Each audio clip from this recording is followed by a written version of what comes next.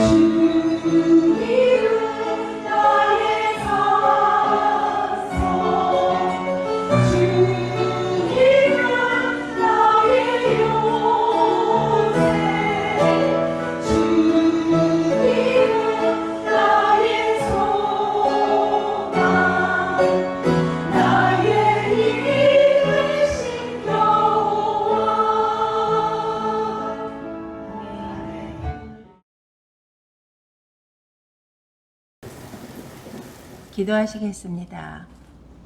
태초에 말씀이 계시니라. 이 말씀이 하나님과 함께 계셨으니 이 말씀은 곧 하나님이시니라. 말씀이 육신이 되어 우리 가운데 거하심에 우리가 그의 영광을 보니 아버지 독생자의 영광이요 은혜와 진리가 충만하더라. 아멘. 주님, 우리가 무엇이간데 영원한 나라와 생명을 주시고자 독생자 예수 그리스도를 보내주시고 대속의 은혜를 주신 아버지 하나님의 놀라우신 사랑에 늘 감사와 영광을 올려드립니다. 온전히 주님의 성령에 사로잡혀 주님의 말씀 듣고 더욱더 주께 가까이 나아가며 하나님께 집중하며 예배와 찬양으로 오늘 이 시간 올려드리길 간절히 원합니다. 오늘도 겸손히 회개하는 마음으로 주님 앞에 엎드린 한 심령을 주님께서 긍휼히 여겨 주실 줄 믿사오니 우리의 영혼을 정결하게 씻어 주시옵소서. 우리의 예배를 받아 주시옵소서. 하나님, 우리나라를 긍휼히 여겨주시길 기도합니다. 세계적인 위기 속에서도 우리나라를 지켜주시고 믿음의 선진들의 헌신의 기도와 선교가 열매 맺어가게 인도하시고 믿음의 자녀들의 중심에 주님을 모시고 흔들리지 않게 하나님 인도하여 주옵소서. 우리나라가 하나님을 기쁘시게 하는 하나님의 뜻이 나라 가운데 이루어지게 하나님 축복하여 주시옵소서. 마닐라에 교회를 세우시고 50년 동안 예배 내셀의 은혜로 지켜주시고 임마누엘로 동행하여 주신 하나님 참 감사합니다. 방황하는 영혼에게 공고한 영혼에게 구원의 은혜를 더하여 주시고 넘치게 하셨음에 또한 감사드립니다. 다음 세대를 향한 소망으로 늘 기도하고 섬기게 하시고 헌신하게 하신 주님, 다음 세대의 비전과 꿈이 예배 가운데 확정되어지게 인도하여 주시며 주님을 향한 소망의 열정으로 성장해 가도록 하나님 축복하여 주시옵소서. 앞으로 51주년, 52주년에도 하나님 마닐라 한인연합교회 우리 교회를 주의 뜻대로 사용하여 주시고 확장된 소망으로 인도하여 주옵소서. 지금은 담임 목사님 휴가 중이십니다. 그 걸음에 은혜를 더하시고 평안과 안식과 쉼이 있는 휴가의 시간이 되게 하여 주옵소서. 평강의 하나님이 걸음마다 함께 하실 줄 믿고 감사드립니다. 하나님, 우리 교회에는 참 좋으신 동역자들이 계십니다. 유치부의 이은신 간사님, 항상 건강 지켜주시고 하나님의 충만하신 은혜와 복으로 채워주시옵소서. 어린이부의 김원지 전도사님, 지금은 새벽부터 섬기시며 수고하십니다. 그 수고에 하나님의 이루하심이 있게 하시고 말씀의 풍성한 은혜처럼 전도사님께 관계된 모든 것들이 온전하도록 인도하여 주시옵소서. 청소년부에는 가장 귀하고 아이들의 마음에 함께 위로하고 힘을 주실 좋은 교육자를 예비하신 줄 믿고 감사드립니다. 청년부의 정일재 전도사님, 바쁘시게 청소년부와 청년부의 말씀을 전하시고 계십니다. 수고와 은혜를 더하여 주시고 건강의 축복을 더하여 주시며 말씀의 풍성한 열매로 인도하여 주시옵소서. 하나님 앞에서의 경건은 고아와 가부를 그 환난 중에 돌보는 것이라고 말씀하신 주님의 말씀을 기억합니다. 우리가 늘 어려운 지체와 아픈 한우를 잊지 않고 기억하며 기도하며 돌아보아 주님의 경건을 이루어가는 우리 모든 성도들이 되게 하나님 인도하여 주옵소서. 22일 향함을 앞둔 시아에게 주님의 은혜를 베풀어 주셔서 회복의 은혜를 주시고 우리 전승재 집사님의 기억을 깨워주셔서 하나님의 은혜를 경험할 수 있는 우리가 되게 하시며 박민아 집사님께 끝까지 인내하며 승리할 수 있게 하나님 축복하여 주옵소서.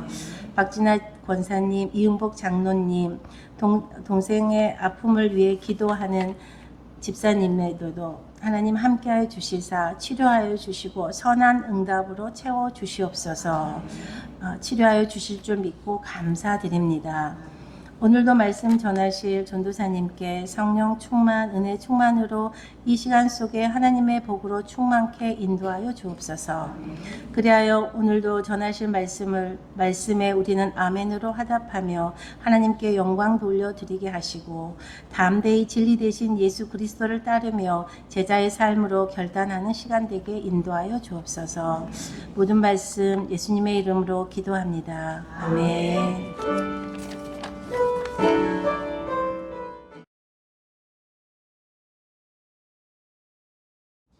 함께 말씀 보도록 하겠습니다. 오늘 말씀은 누가복음 12장 1절에서 12절까지 말씀입니다.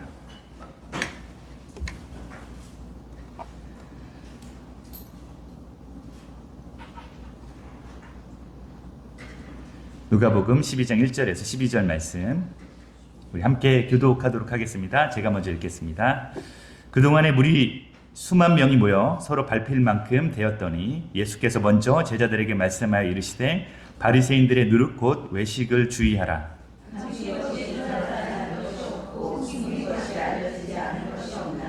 이러므로 너희가 어두운 데서 말한 모든 것이 광명한 데서 들리고 너희가 골방에서 귀에 대고 말한 것이 지붕 위에서 전파되리라. 내가 내 친구 너희에게 말하노니 몸을 쥐고 그 위에 능히 더 못하는 자를 두려워하지 말라. 마땅히 두려워할 자를 내가 너희에게 보이리니 곧 죽인 후에 또한 지옥에 던져 넣는 권세 있는 그를 두려워하라. 내가 참으로 너희에게 이르노니 그를 두려워하라. 참새 5마리가 그 40마리를 보시하시나냐. 그러나 한 영혼에는 그 하나도 잊어버리신 바가 있지 아니하노라. 너희에게는 심지어 머리털까지도 다 세신 바 되었나니 두려워하지 말라. 너희는 많은 참새보다 더 귀하니라. 내가 또한 너희에게 말하노니 누구든지 사람 앞에서 나를 시인하며 인자로 하나님의 사자들 앞에서 그를 시인할 것이요. 사람 앞에서 나를 부인하는 자는 하나님의 사자들 앞에서 부인을 당하리라.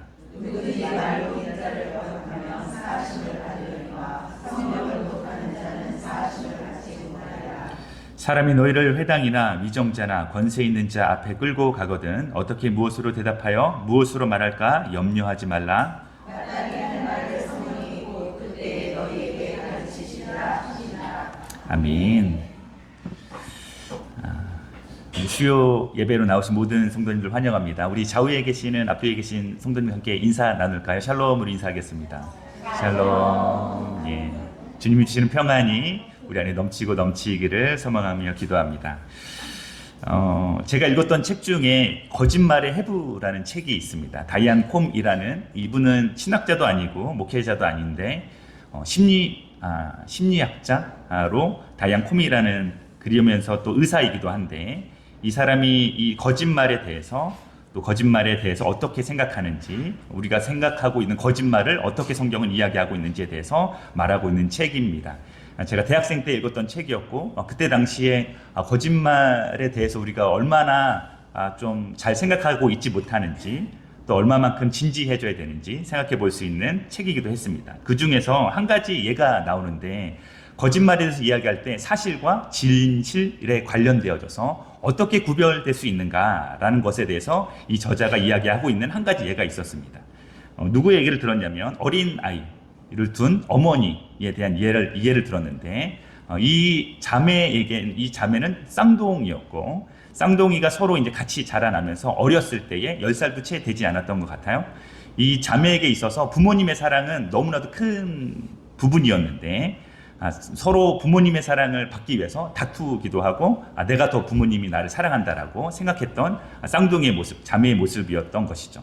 그러던 때에 동생이 엄마가 너무 아끼던 접시를 깨뜨리게 되었습니다.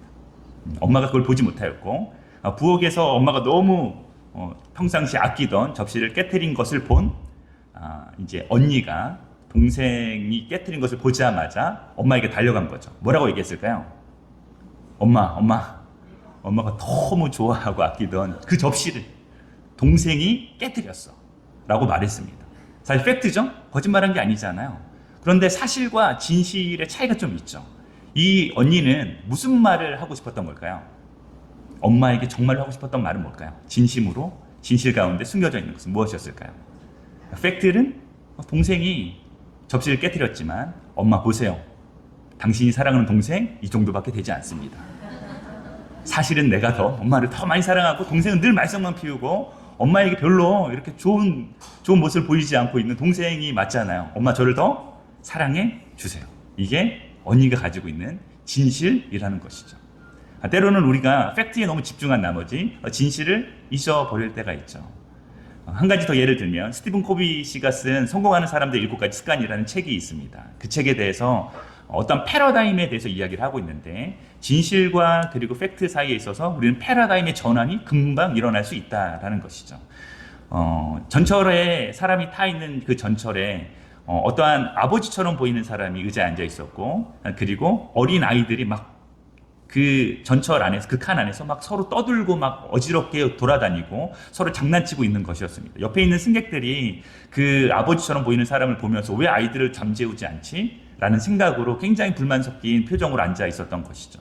그랬을 때 한 승객이 좀 용기를 내서 아버지처럼 보이는 사람에게 친절하게 당신의 아이들 아닌가요? 지금 이 같이 공공장소인데 당신의 아이들이 너무 소란스럽게 피우고 있어서 우리가 좀 어려운데 좀 잠재울 수 있을까요? 라고 했을 때 그 아버지처럼 보이는 그 어른이 갑자기 정신이 들었다는 듯이 그 상황을 바라보면서 그 승객에게 뭐라고 얘기했냐면, 죄송합니다. 지금 제 아내가 갑자기 병원으로부터 전화가 왔는데 교통사고로 말미암아서 죽음에 이르게 되었고, 제가 지금 아이들에게 그 사실을 알리지 못한 채 너무 당황스러워서 그 길을 가는 중입니다. 라고 얘기했을 때 그 안에 있었던 승객들은 더 이상 컴플레인이 사라지게 되어지는 것이죠.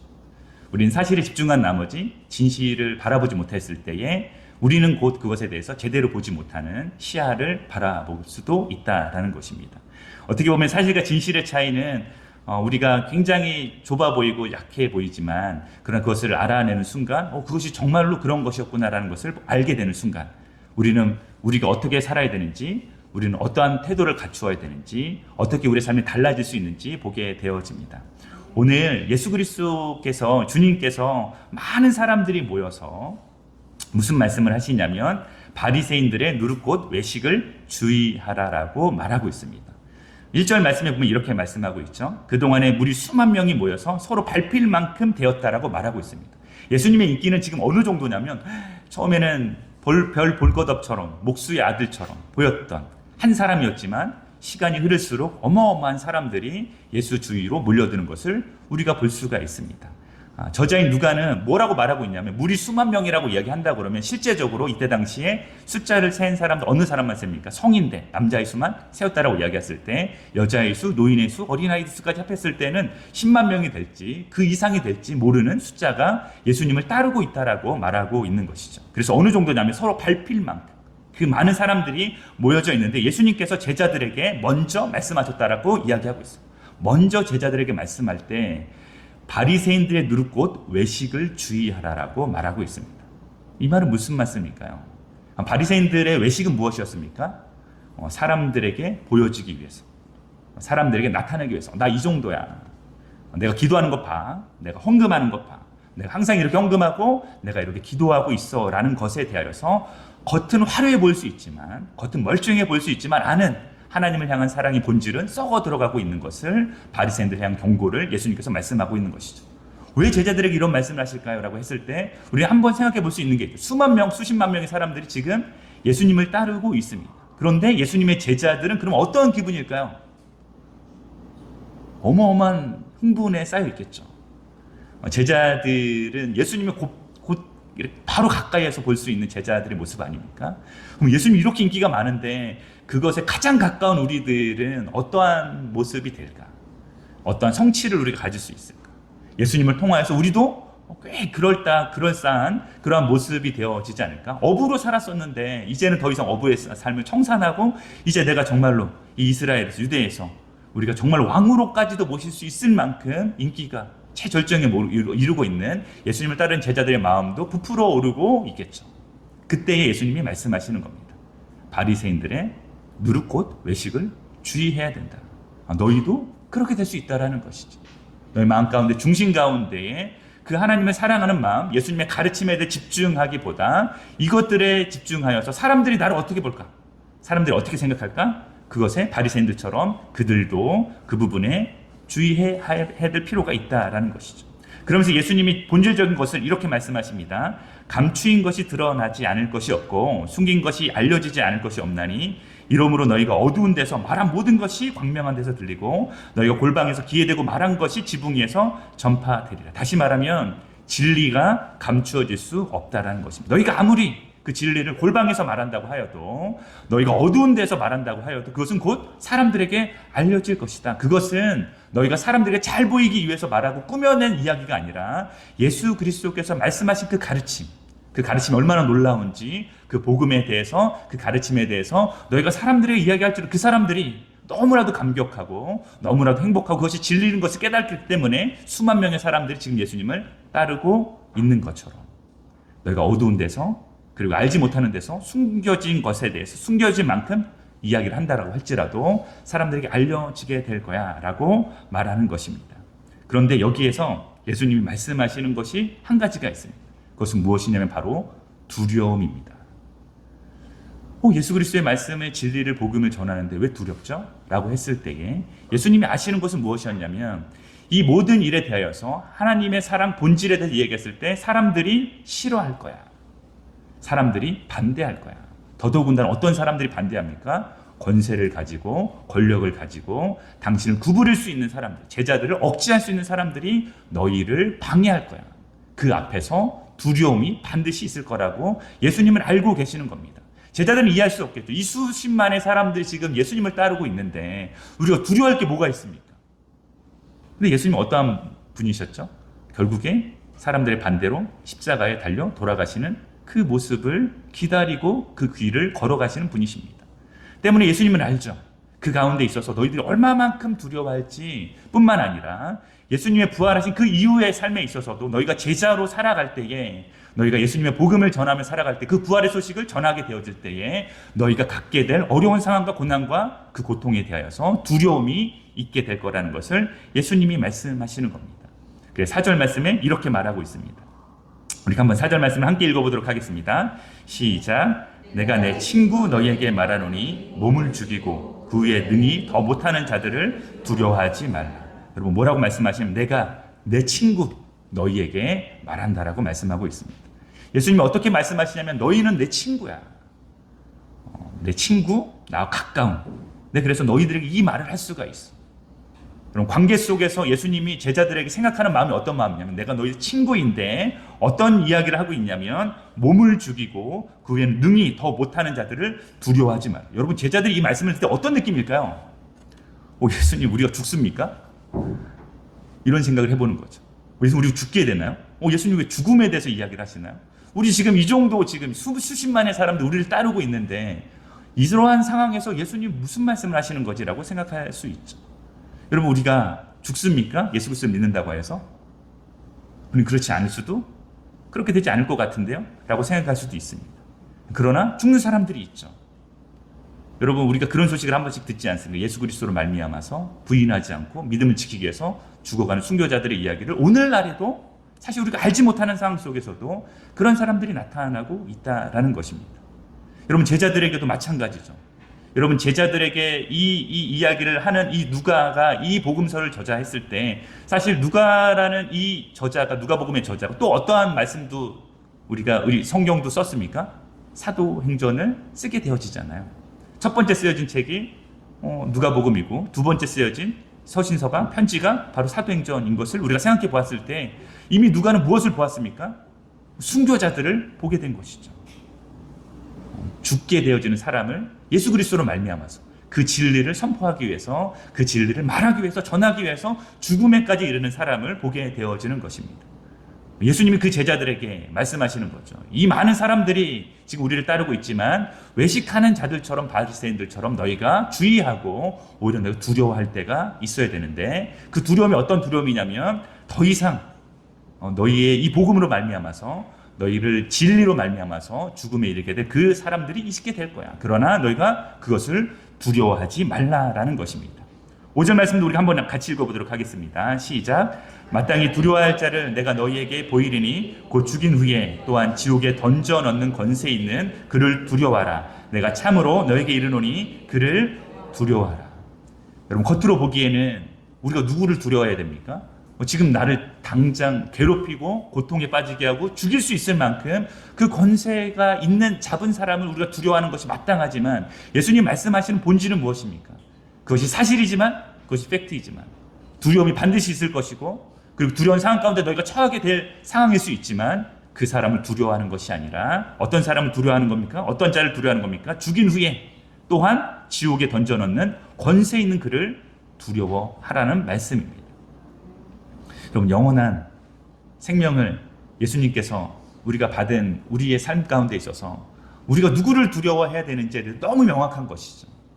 세상의 어떤 권세를 두려워해서 우리가 복음 위에 제대로, 진리 위에 제대로 서 있지 못하는 것이 있다면 우리가 그것을 두려워하는 것이 아니라 오히려 어떤 것을 두려워하는 겁니까? 오직 우리를 인도하시고 영원한 생명을 주시고 그 권세를 가진 바로 우리 주 여호와 하나님을 두려워하는 것입니다. 예수님은 그것을 말씀하고 있는 것이죠.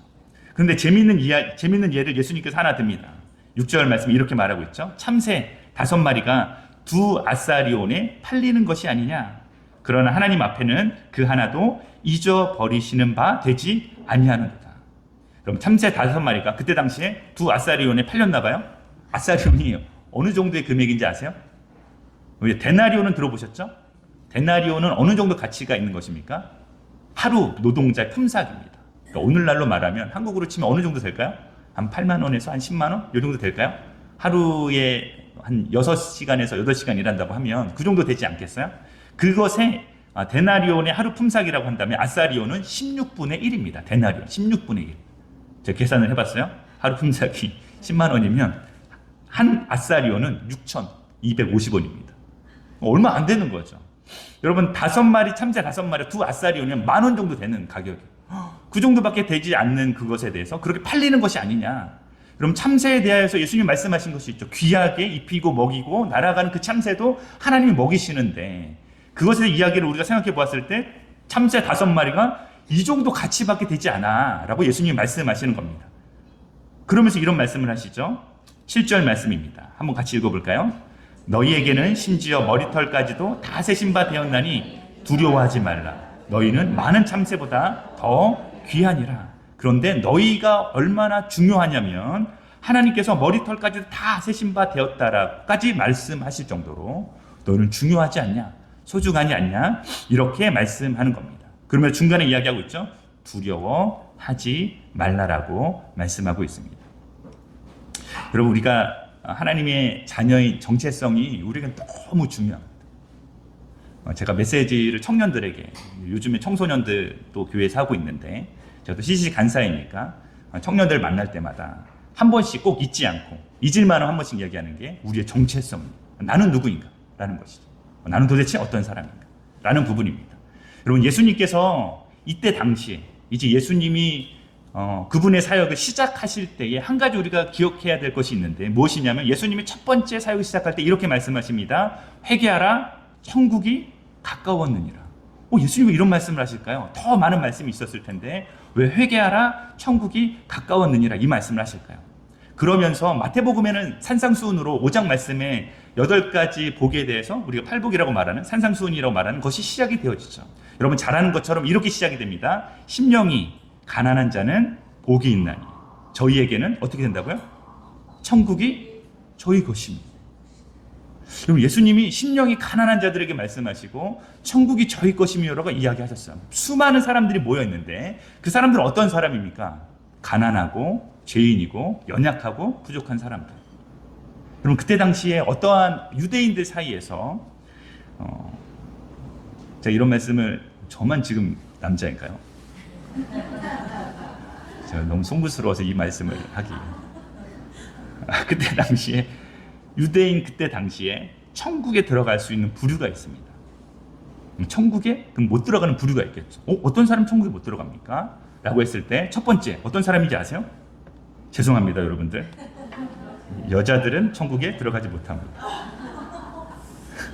그때 당시에 유대인 지도자들이 하는 말이에요. 여자들은 천국에 갈 수가 없어.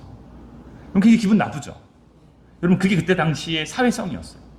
여러분 그러니까 성경에서 오늘도 얘기했지만 수만 명이 모였을 때 사람이 카운터를 하는데 야, 수만 명, 5,000명, 4,000명 그렇게 얘기할 때 누구만 카운트합니까? 남자들만. 이게 얼마나 억울합니까? 성경을 좀 다시 썼으면 좋겠는데 그렇게 되지 않을까요? 강력하게 주장해. 대한성서 공의회도 이렇게 얘기해가지고 성경을 좀 이렇게 할 때는 이런 거 좀 감안해서 주면 안 됩니까? 그때 당신 그랬습니다. 여자들, 그리고 장애인들, 가난한 자들, 그리고 치료하지 못한 병든 자들, 이런 사람들은 천국에 가지 못했습니다.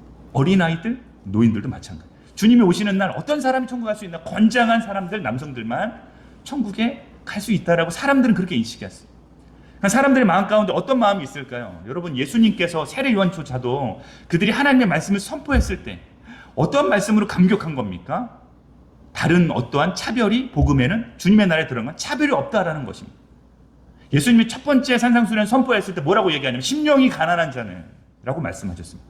여러분, 그 무리 가운데 심령이 가난한 자는 이미 복이 있다라는 말씀을. 복이 있다. 왜? 천국이 이미 너희가 소유했기 때문에. 여러분, 심령이 가난한 사람들이 다 모였습니다. 그런데 그 예수 그리스도의 말씀 앞에서 어떤 말을 기대했을까? 저분이 어떤 말씀을 할까? 어떤 것을 우리 가르칠까, 격려할까라고 했을 때 천국에 대해서 이야기한 거예요. 천국에 대해서. 내가 한 번도 소망해 보지 못한 천국. 나는 갈 수 없다라고 말씀한 그 천국에 대해서 선포했을 때 그들의 마음은 어떻게 됐겠습니까? 내가 이런 가르침을 들어본 적이 없다. 내가 이 말씀에 대해서 이런 말씀을 생각해 본 적이 없다. 그럼 당시 유대인들이 그 사람들의 마음 가운데, 그래서 어떤 것이냐, 사실 예수님은 그런 사람들의 인기가 너무 많을 수밖에 없죠. 예수님의 가르침에 따라가고 그분의 기적이 보일 때마다, 그분이 역사하실 때마다, 그분이 또 가르침을 더할 때마다 무엇이 생기는 겁니까? 천국에 대한 소망이 생기는 것이죠. 여러분, 그게 바로 예수님의 모습이었다라는 것입니다.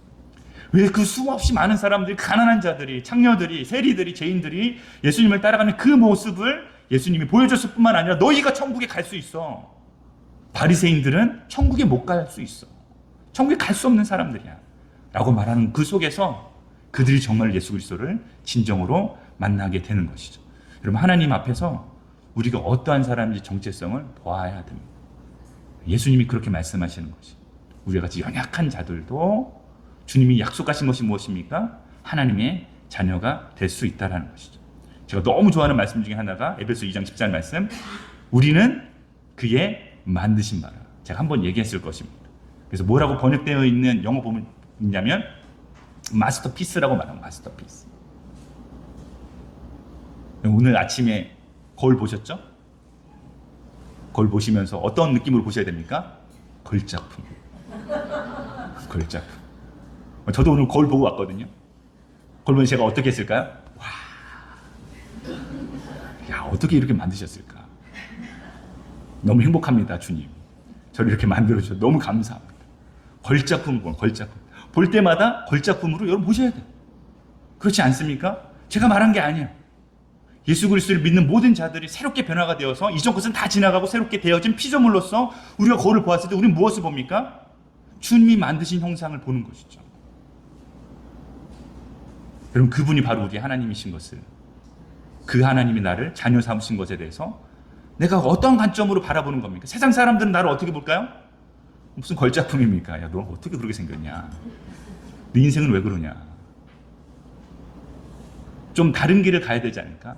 제가 CC 간사이지 않습니까? 제가 아직도 목사 안수를 받지 않았는데 그런 얘기 한 번씩 들을 때 언제 목사 안수 받을 거야? 글쎄요. 언젠간 받겠죠. 걱정합니다. 왜 내 인생을 이렇게 살고 있는지에 대해서. 그러나 저는 제 그리스도 앞에서, 하나님 앞에서 나를 바라볼 때마다 주님이 나를 부족한 것이 없이 이끄시고 계시고, 주님이 나를 이렇게 풍성하게 채워주셨는데, 주님이 나를 바라보실 때 너는 그의 만드신 바라. 하나님, 내가 만든 거야. 내가 만든 거야. 여러분, 시편 8편 말씀에 이런 말, 우리가 너무 잘 아는 말씀입니다. 제가 한번 읽어볼게요. 시편 8편 1절부터 5절 말씀입니다. 여호와 우리 주여, 주의 이름이 온 땅이 어찌 그리 아름다운 주여, 주의 영광이 하늘을 덮었나이다. 주의 대적으로 말미암아 어린아이들과 젖먹이들의 입으로 권능을 세우시며 이는 원수들과 보복자들을 잠잠하게 하려 하심이니이다. 주의 손가락으로 만드신 주의 하늘과 주께서 베풀어 두신 달과 별들을 내가 보오니 사람이 무엇이간데 주께서 그를 생각하시며 인자가 무엇이기에 주께서 그를 돌보시나이까. 5절 말씀에 이렇게 말합니다. 그를 하나님보다 조금 못하게 하시고 영화와 종기로 관을 씌우셨나이다. 여러분, 제가 이것을 이전에는 하나님보다라고 했을 때 천사보다 조금 못하게 하시도라는 번역도 있습니다. 그런데 번역이 바뀌었어요. 사실 원문을 들여다봐도 무엇에 가깝냐면 이것은 신에 가까운 겁니다. 하나님께 가까운 말입니다. 뭐라고 말씀하시는 겁니까? 하나님께서 하나님보다 조금 못하게. 시편 저자가 어느 정도로 감격하고 있냐면 주님 우리를 얼마나 사랑하셔서 하나님 우리를 이렇게까지 아끼시고 이렇게까지 돌보십니까? 주님이 어떤 분이시냐면 별도 만들고 달도 만들고 모든 것을 다 만드신 그분이 왜 우리를 이렇게까지 아끼시는 겁니까? 라고 했을 때 그 감격이 어느 정도냐면 하나님보다 조금 못할 정도로 우리를 아끼신다라는 거죠. 그럼 그게 우리의 정체성. 제가 청소년부 청년들에게는 아주 그냥 세뇌를 시키고 싶은 마음입니다. 너희의 정체성 잃어버리면 안 돼. 사람들이, 친구들이 주변에서 너희를 가치 없게 여긴다고 생각할지라도 그러면 안 돼.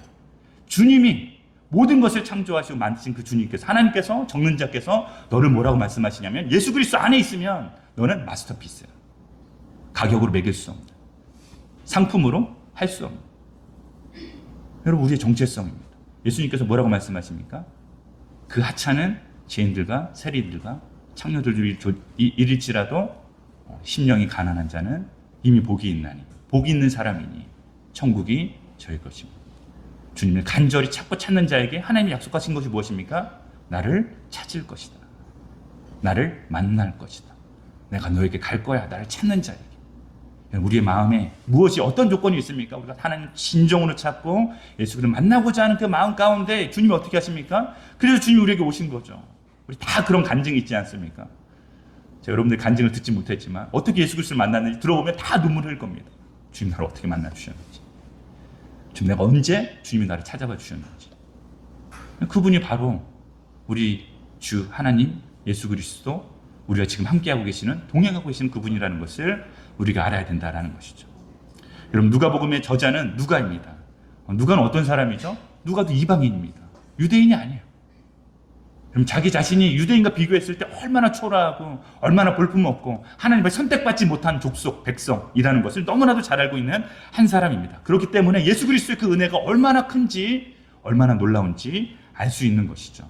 그 자신이 이 이야기를 했을 때에도 참새 5마리가 두 아싸를 팔리는 것이 아니냐. 그러나 우리가 그렇게 벌어진 만도 못한 이방인들일지라도, 내가 그런 모습을 살아갔을지라도 예수 그리스도로 말미암아서 내가 얼마만큼 높은 하나님께 나를 사랑한 한 사람이 되었는지 기억해야 돼 라는 건 주님이 누가를 만나보지 않았을지라도 누가는 아는 것이죠. 복음을 들은 그 누가가 그것을 알고 있는 것입니다. 때문에 사람들 앞에서 두려워하지 말라라는 것입니다.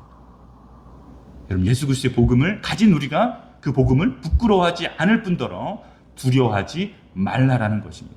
사람들이 너희를 그 복음으로 말미암아서 괴롭히고 고난을 주고 고통을 준다고 할지라도 두려워하지 말라라는 것입니다. 그래서 8절 9절 말씀에 이렇게까지 말씀하고 계시죠. 한번 같이 읽어보도록 하겠습니다. 내가 또한 너희에게 말하노니 누구든지 사람 앞에서 나를 시인하면 인자도 하나님의 사자들 앞에서 그를 시인할 것이요, 사람들 앞에서 나를 부인하는 자는 하나님의 사자들 앞에서 부인을 당하리라. 두려워하지 말라. 어느 정도까지 사람 앞에서 예수님께서 말씀하시는 겁니까? 사람 앞에서 나를 시인할. 그것은 곧 어느 정도냐면 하나님의 사자들 앞에서 내가 너를 시인할 수 있을 만큼, 내가 나의 자녀이고 나의 친구이고 내가 너를 사랑하였고 내가 너의 구세주 된 것에 대해서 네가 부인하지 않으면 나도 너를 부인하지 않을 거야. 여러분, 그게 바로 예수님이 우리에게 말씀하시는 강하게 도전하는 거 아닙니까? 우리가 두려움이 있을지라도, 사람들 앞에서 그 두려움 가운데 있을지라도 네가 부인하지 않아야 돼. 그 두려움이 있을 거야. 그래도 네가 두려워할 필요가 없는 것이, 네가 어느 정도의 가치 있고 어느 정도 소중한 사람인지에 대해서, 내가 너를 어떻게 사랑했는지에 대해서 말씀하신 그 주님의 우리의 음성을 들어야 되는 것이죠. 그 도전 앞에, 격려 앞에 우리가 담대하게 진리 위에 서 있어야 되는 이유입니다. 그런데 예수님이 한 말씀을 더 하세요. 뭐라고 말씀해? 10절에 이런 말씀이 있습니다. 같이 한번 읽어보겠습니다. 누구든지 말로 인자를 거역하면 사심을 받으려니와 성령을 모독하는 자는 사심을 받지 못하리. 여러분, 이전에 뭐라고 말씀하셨어요? 부인하지 말라라고 말씀하셨는데 10절에 이 말씀을 하세요. 누구든지 말로 인자를 거역하면 사심을 받으려니와, 이렇게 말씀하고 있어요. 그럼 예수님이 얼마나 좋으신 분이시냐면, 그래도 알아. 네가 나를 거역할 수도 있을 거야. 네가 내 말을 잘 듣지 못하고 두려움으로 말미암아서 네가 날 부인할 수도 있을 거야. 그럼 그 가장 좋은 예가 어떠한 예를 우리가 볼 수 있습니까? 베드로를 보면 그 마음을 볼 수 있는 것이죠. 저는 베드로를 볼 때마다 어떠한 생각이 드냐면, 예수님께서 나중에 부활하시고 난 다음에 베드로를 찾아가서 3번 물어보시죠. 내가 나를 사랑하느냐? 라고 했을 때 베드로가 뭐라고 대답합니까? 주님, 내가 주님을 사랑하는 줄 주님이 아십니다. 다른 사람들 다 아마도 모를 겁니다. 주님은 아실 겁니다. 그 말씀 뭘까요? 베드로가 비록 부인했지만 베드로가 그때에 3번 예수님을 모른다라고 저주하면서 부인했지만 그 마음 깊은 곳에 무엇이 있는 것이요? 주님, 제가 너무 두렵습니다. 제가 너무 두렵습니다. 제가 말로는 부인하지만 그 마음 가운데 우리가 무엇을 볼 수 있습니까? 베드로의 진짜 진심을 알 수 있는 것이죠. 겉으로 보기에는 베드로는 사실은 팩트는 3번이나 부인한 저 나쁜 놈, 어떻게 예수님께 그럴 수가 있어? 라는 것이 모든 사람들이 볼 수 있는 팩트이지만 그 마음 깊은 곳에 무엇이 있습니까? 주님, 내가 여전히 주님을 사랑하는 것을 다른 사람 다 몰라도 주님 알고 계시지 않습니까? 라는 심정이 있는 것이죠. 우리도 마찬가지죠. 우리가 때로는 주님을 모른다라고 하고 싶죠. 모른 체 하고 싶은 때도 있습니다. 주님, 제가 이것까지도 이렇게 해야 됩니까? 주님 때문에 이 진리 가운데 여전히 이렇게 살아야 됩니까? 제가 너무 부끄러운 짓도 부끄러운 일도 하나님 앞에서 행할 때도 있지만 그런 마음 깊은 곳에 뭐가 있습니까? 그래도 우리가 주님을 사랑합니다. 심지어 내가 주님의 말씀을 거역하고 부인한다고 할지라도, 그러나 주님께서 하시는 말씀이 무엇이요? 그래서 그 마음을 아는 예수님께서 하시는 말씀이 무엇입니까? 사함을 용서를 해주겠다라는 것이요. 그럼 그게 바로 주님의 마음입니다. 근데 한 가지가 있죠. 여러분, 성령을 모독하는 자에 대해서 말하고 있어요. 여러분, 이것이 분명하게 아주 극명하게 차이가 나는 이야기입니다. 왜 그렇습니까?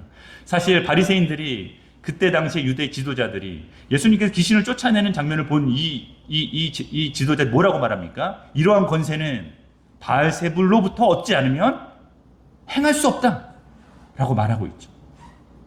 여러분, 예수님께서 뭐라고 말씀하십니까? 어떻게 성령으로 말미암아 일어난 일을 이렇게 이야기할 수 있는가? 여러분, 성령을 모독하는 것이죠. 여러분, 우리가 그런 정도는 아니라고 예수님이 말씀하시는 것이죠. 너희가 그 정도까지는 아니라는 것에 대해서 경고하시는 정도가 아니라, 우리가 그런 마음이 아니라, 너희가 그런 마음이 아니라, 너희가 그 정도로 두려움 가운데 있어서 예수님의 용서하심을 어느 정도 깊이 있게 깨달아야 돼. 그러나 너희 마음이 성령님을 모독하는 정도가 아닐 수 있다, 아니어야 된다라는 것에 대해서 말씀하고 있는 것이죠. 여러분, 이 마지막으로 그러면서 말씀에 이렇게 말합니다. 11절 12절 말씀입니다. 우리 같이 한번 읽고 우리 말씀을 마무리 짓도록 하겠습니다. 사람이 너희를 회당이나 위정자나 권세 있는 자 앞에 끌고 가거든 어떻게 무엇으로 대답하며 무엇으로 말할까 염려하지 말라. 마땅히 할 말을 성령이 곧 그때에 너희에게 가르치시리라 하시니라. 여러분, 제가 이 말씀을 우리가 들으면 이런 일이 우리에게 무슨 일이 있겠습니까? 사실 그러나 아까 말씀드렸던 것처럼 누가에게 있어서는 이 일을 본 겁니다. 초대교회에 예수 그리스도를 선포하고 전하고 사람들에게, 유대인들 앞에서 복음을 전했을 때에 회당에서 위정자나 권세 있는 자 앞으로 끌고 가서 어떻게 하는 겁니까? 겁박을 주고 협박을 하고 때로는 순교에 이르기까지 이 제자들의 삶이, 그리고 예수님을 따르는 자들의 삶이 이렇게 된 것이 아닙니까? 그때에도 예수님이 하시는 말씀이 무엇이냐면 무엇으로 어떻게 대답할지에 대해서 염려하지 마라, 두려워하지 말라 라고 말하고 있습니다. 여러분, 제가 잘은 알지 못하지만, 제가 이것에 대해서 확신하게 말할 수는 없지만, 여러분, 두려운 시기가 오고 있는 것 중에 하나가, 제가 이렇게 대학생들 있으면 나는 우리 때는 그런 일이 일어나지 않을 수도 있을 것 같은데 너희 때는 그런 일이 있을 수도 있겠다. 왜 그렇습니까? 여러분, 미국에서 많은 주에서 통과된 것 중에 하나가 동성애자에 대한 차별금지법이죠. 여러분, 그것을 거부하거나 학교에 학생들이 그것에 대해서 자기 자녀들일지라고 할지라도 잘못 가르치고 그 차별에 대해서 성경적인 근거로 이야기했을 때, 공개적으로 말했을 때 어떻게 됩니까? 법에 저촉이 되어지죠. 그러면 어떻게 될까요? 만약에 그것이 우리의 상황이라면, 제가 그래서 청년들에게 말합니다. 너희가 만약 결혼해서 나중에 아이를 키울 때 만약 학교가 그런 학교야, 그리고 법도 그렇게 통과가 되었어, 그럼 너는 어떻게 할 거냐? 제가 그렇게 얘기합니다. 같이 감옥에 가자, 이런 거예요. 같이 감옥에 가자. 왔어, 이러는 거죠. 오늘 왔어. 좀 늦었네, 그러는 겁니다. 여러분, 세상이 우리를 두렵게 만들죠. 그럼 세상이 우리를 어렵게 만들 수 있습니다. 그러나 우린 여전히 진리 위에 서 있는 하나님의 자녀인 것을 우리는 잊어서는 안 됩니다. 때로는 복음이 전하기 어려운 곳에 갈지라도 우리가 조심스럽게 주의하여서 복음을 전할 필요가 있지만, 그러나 늘 우리가 기억할 것은 진리 위에 우리가 서 있는 하나님의 자녀됨을, 우리가 두려움에 빠져 있을 때라도 그때 당시 주님이 우리에게 약속하신 것처럼 마땅히 할 말을 성령이 곧 그때 너희에게 가르치실 거야 라고 하신 그 약속 그대로 성령이 우리와 함께 하시고, 그 두려움 가운데 우리가 어떤 말을 해야 될지, 어떻게 이 진리를 지켜야 될지 우리에게 힘주시는 그분을 신뢰하고 나아갈 수 있어야 된다라는 것입니다. 사랑하는 성도 여러분, 우리가 오늘 이 수요일에 같이 이렇게 나와서 하나님 앞에 나아가는 이 시간, 내가 더 복음으로 말미암아 담대하게 살아갈 수 있는 우리가 되길 원합니다. 하나님, 그렇게 이 진리 가운데 흔들리지 아니하고 하나님께서 예수 그리스도로 인하여서 나에게 가르쳐 주신 그 복음의 진리대로 이 한 주를, 남은 한 주를 살아가게 해주시고, 내가 때로는 두려운 마음이 있을지라도 주님, 우리가 기도하고 나아가게 해주시고, 복음 가운데 담대하게 일어나게 해주시고, 때로는 그렇게 우리가 주님 앞에 부끄러운 삶을 살지라도 주님 용서하시는 주님 앞에 우리가 더욱더 우리의 삶을 되돌아보고 주님 앞에 용서를 구하며 다시 한번 이 진리 가운데 담대히 나아갈 수 있는 우리가 되기를 소망하며 나아간 우리 모두가 되기를 소망합니다. 함께 이것을 위해서 기도하도록 하겠습니다. 하나님 아버지, 주님, 우리가 남은 하나님 이 한 주 동안에 있어서 주님 진리 가운데 담대하게 서 있게 해주십시오. 하나님, 우리를 어떠한 사람으로 세우셨는지, 우리를 자녀 삼으실 때 어떠한 희생과 어떠한 하나님의 놀라우신 그 하나님인 것을 우리에게 말씀해 주셨는지 알게 하여 주시고, 그 진리 가운데, 그 사랑 가운데, 그 놀라운 권세 가운데 우리 함께 하시는 모든 권세를 가진 그 하나님께서, 하늘과 땅의 모든 권세를 가진 예수 그리스도께서 우리와 항상 함께 하신다는 그 약속을 붙들고 살아갈 수 있는 우리가 되게 주님 인도하여 주십시오라고 우리가 함께 주여 한번 외치고 기도드리도록 하겠습니다. 주여, 하나님 아버지, 주님, 하나님 우리가 진리 가운데 서 있습니다. 하나님 아버지, 진리로 말미암아 우리가 온전히 서갑니다. 하나님 아버지, 주의 말씀하신 그대로 우리가 살아갈 때에 우리 믿음 가운데 살아가는 우리의 모습들 가운데 하나님 아버지 더 담대하게 하여 주시고 더 풍성한 삶으로 주님 앞에 드려줄 수 있는 우리의 삶이 되어지길 기도하고 기도합니다. 하나님 아버지, 우리가 진리 가운데 살아가는 우리가 두려워 떨지 않게 하여 주옵시고, 하나님 아버지, 우리가 염려하지 않게 하여 주시고 오히려 주의 말씀대로 순종하며 살아갈 수 있는 믿음의 사람이 되어줄 수 있도록 아버지 인도하여 주시옵소서. 우리의 삶 가운데 온전히 주님의 살아계신과 주님의 우리 인도하신과 우리 가운데 항상 함께 하여 주셔서 놀랍게 주님 인도하시고 우리와 함께 하시는 주님으로 말미암아서 예수 그리스도 안에 있는 그 권세가, 그 능력이 어떠한지에 대해서 우리 알게 하여 주시고, 그 믿음으로 말미암아 살아갈 수 있는 우리가 되게 하여 주시옵소서. 그 능력으로 살아갈 수 있는 믿음이 되게 하여 주시옵소서. 온전히 주님 앞에 믿음으로 말미암아 살아가며 하는 진리 가운데 담대히 서 있고 주의 말씀하신 가르침대로 우리가 순종하며 나아갈 수 있는 우리 믿음이 되게 하여 주시옵소서. 때로는 그것을 순종하기가, 그 믿음대로 살아가는 것이 하나님 아버지 우리 안에 있어서 어려움이 있고 때로는 부끄러운 우리의 모습들을 볼 때도 있지만, 그러나 그럼에도 불구하고 우리를 용서하시고 사랑하시며 기뻐하시는 주님의 능력으로 말미암아 살아갈 수 있는 하나님 아버지 우리가 되어줄 수 있도록, 성도님들 되어줄 수 있도록 인도하여 주시옵소서.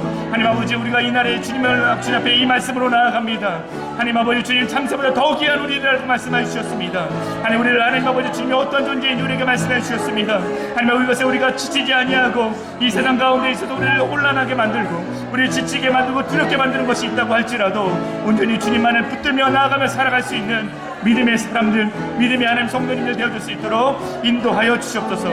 주님이 어떠한 분이신지, 하나님이 어떠한 분이신지 우리가 알게 하여 주시고, 하나님 그 하나님과 우리가 날마다 동행하며 살아갈 수 있다는 것을 우리가 잊지 않게 하여 주시옵소서. 우리의 연약함을 돌보시고 우리의 나약함을 하나님과 함께 하시는 주여 하나님께서 우리를 강하게 만드시고 우리를 경고하게 하시는 그 믿음으로 말미암아서 우리가 오늘도 살아가고 그 진리 가운데 머물며 나아갈 수 있는 믿음의 사람, 믿음의 하나님 아버지 한 사람이 되어줄 수 있도록 인도하여 주시옵소서. 우리가 그런 마음으로 나가길 원합니다. 그 믿음으로, 우리가 그 신앙으로 그 하나님과 동행하며 성령 충만함으로 나갈 수 있는 우리가 되어줄 수 있도록 인도하여 주시옵소서. 하나님 함께 하신 주님의 이름을 찬양합니다. 온전히 주님의 능력 가운데 우리가 드러나고 온전히 주님의 말씀하신 가운데 우리가 나아갈 수 있는 우리가 되어줄 수 있도록 인도하여 주시옵소서. 감사합니다. 주님, 감사합니다. 하나님 아버지, 감사합니다. 주님, 우리를 소중히 귀중히 불러주셔서 하나님의 자녀로 삼아주시고 거룩한 백성으로, 제사장으로 우리를 세워주신 주님의 이름을 찬양합니다.